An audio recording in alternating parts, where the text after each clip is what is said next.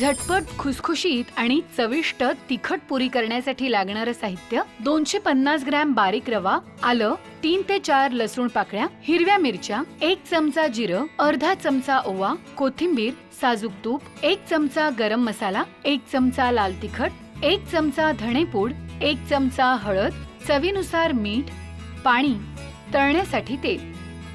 बारीक रव्यात आलं, लसूण, हिरवी मिरची, जिरं, ओवा, कोथिंबीरीची भरड, कडकडीत गरम तूप, गरम मसाला, तिखट, धणेपूड, हळद आणि चवीप्रमाणे मीठ घालायचं. सगळे जिन्नस मिसळून घेत हे पीठ मळून घेत साधारण 15 मिनिटं हे पीठ मुरवून घ्यायचं. आता गोळा परत मळून घेत अशा प्रकारे पोळी लाटत पुऱ्या पाडायच्या आणि मध्यम आचेवर तळायच्या. झाल्या आपल्या रव्याच्या झटपट मसाला पुऱ्या तयार. तर ही पुरी बनवण्यासाठी इथे पाव किलो पावशेर मी बारीक रवा घेतलेला आहे. बारीक रवा घ्यायचा. बारीक रवा नसेल तर मग इन दॅट केस तुमच्या घरामध्ये जाड रवा असेल तो मिक्सरला फिरवा आणि तो रवा इथे वापरू शकता. आता इथे ना मी ठेचा एक तयार करून घेतला. यामध्ये मिक्सरच्या भांड्यामध्ये आलं, लसूण, हिरवी मिरची, त्याचबरोबर जिरं, ओवा आणि कोथिंबीर असे सगळे जिन्नस घेतले आणि मिक्सरमध्ये फिरवून छान त्याचं असं ओबडधोबड पेस्ट केली आणि खूप छान सुवास येतो या पेस्टचा. आता ही तयार झालेली पेस्ट किंवा हा ठेचा हा पूर्ण घालूयात आणि हे वाटण करत असताना यामध्ये अजिबात पाणी वापरलेलं नाही आहे. आता यामध्ये घालते पाव कप तूप जे कडकडीत गरम करून घेतलेलं आहे. तुपामुळे काय होतं ना एकदम हलका म्हणजे खस्ता बनतात या पुऱ्या. कुरकुरीत एक प्रकार असतो आणि खुसखुशीत. तर या पुऱ्या मस्त खुसखुशीत बनतात तुपाचं मोहन घातल्यामुळे. गरम मसाला, लाल तिखट, धनेपूड, हळद आणि चवीनुसार मीठ. आता हे सगळं आधी व्यवस्थित चमच्याने एकजीव करूया कारण तूप गरम आहे. चला चमच्याने असं छान एकजीव करून झालं की पुन्हा एकदा आहे ना हाताने हे तूप छान घोळवून घ्यायचं रव्यामध्ये, छान असं कालवून घ्यायचं.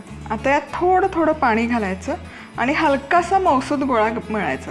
कारण काय ना रवा आहे, रवा जसजसा वेळ जातो तसतसं पाणी सोक करून घेतं, ॲब्झॉर्ब करतं. त्यामुळे हलकासा, खूप नाही जसं पोळीसाठी मळतो इतका पण मऊ नाही, पण हलकासा आपण मौसूद मळून घेणार आहोत. चला तर मग इथे ना हे मस्तपैकी असं पीठ मळून घेतलेलं आहे. तुम्ही बघू शकाल पाव किलो रवा होता तर 1 कप बरोबर मला पाणी लागलेलं आहे आणि खूप घट्ट नाही आणि खूप सैल नाही.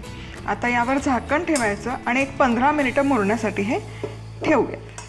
चला इथे पुरी आहे ना, पुरीचं पीठ हे छानपैकी एक 15 ते 20 मिनिटं मुरवून घेतलेलं आहे आणि छान असं घट्टसर झालं. म्हणजे जेव्हा मळून ठेवलं होतं तेव्हा हलकंसं मऊ होतं पण आता घट्टसर झालेलं आहे.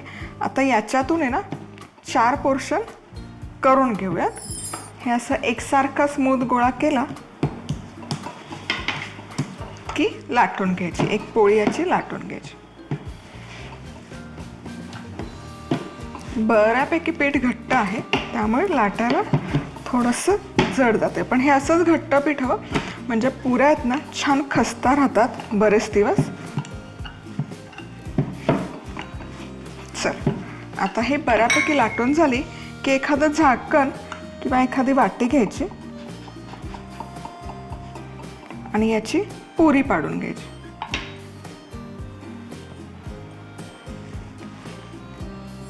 चला इथे सगळ्या पुऱ्या एकसारख्या लाटून घेतलेल्या आहेत, सुंदर दिसत आहेत. तेलही छान गरम झालेलं आहे. आता एक एक पुरी सोडूयात आणि तळून घेऊयात.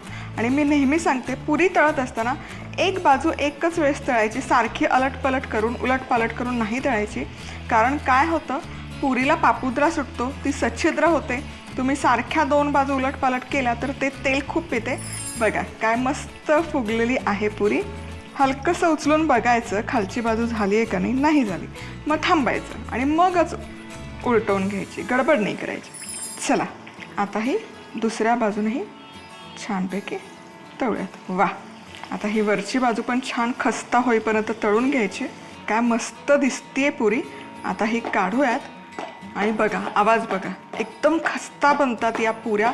वा आणि या पुऱ्या आहेत ना खूप हाय हीटवर नाही तळायच्या. काय होतं ना, पुरी फुगावी म्हणून हाय हीटवर तळतात पण आतमध्ये मग कच्ची राहते. त्यामुळे मीडियम हीटवरच ही पुरी तळायची. अजिबात ऑइली दिसत नाही, तुम्ही बघू शकाल. आता ही ठेवूयात जाळीवर. चला आता याच पद्धतीने सगळ्या पुऱ्या मी तळून घेते.